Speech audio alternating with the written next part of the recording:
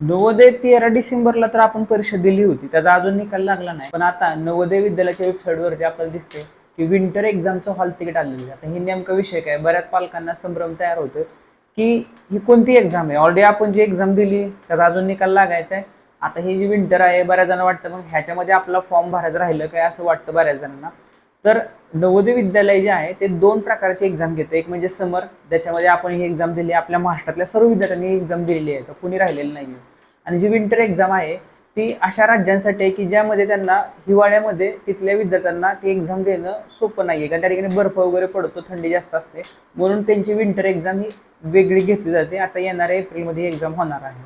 त्यामुळे आता जे हॉल तिकीट आलेले आहे ते विंटर, जे जे राज्य आहेत, स्पेशल राज्य जम्मू काश्मीर, हिमाचल प्रदेश, असे थंड ठिकाण आहेत, त्या ठिकाणच्या राज्यांच्या मुलांसाठी या ठिकाणी ही परीक्षा आहे विंटर एक्झाम.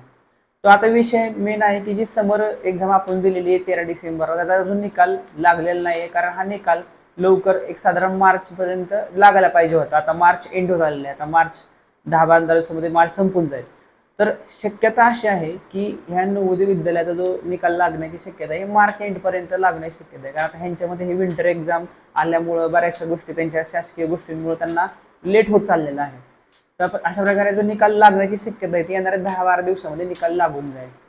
तो निकाल तर लागेल, पण बऱ्याच जणांना अशी अजून शंका आहे की सर नवोदय विद्यालयामध्ये आमच्या विद्यार्थ्याला एवढे एवढे मार्क्स आहेत, 90 मार्क्स आहेत, 92 मार्क्स आहेत आणि एवढ्या जिल्ह्यामधून आहे आणि ग्रामीण शहरी, या सगळ्यांचे मेरिट काय लागेल असं काय. यासाठी आपण एक व्हिडिओ ऑलरेडी केलेला आहे.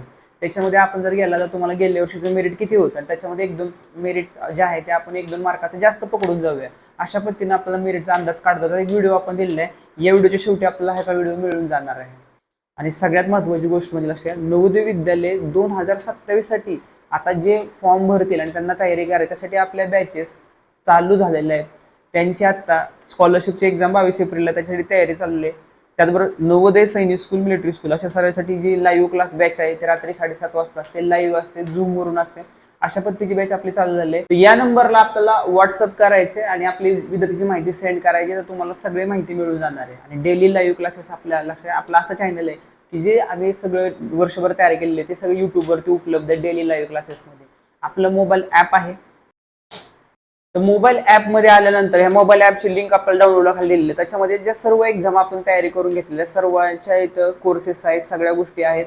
तर तुम्हाला हे सर्व व्यवस्थित इथं एकदम त्याच्यामध्ये कमी फीमध्ये ह्या सगळ्या गोष्टी या मोबाईल ॲपमधून उपलब्ध आहे. आणि जे प्रीमियम बॅचेस आहेत आपल्या जे झूमवरून असतात ते पण आपलं उपलब्ध आहे.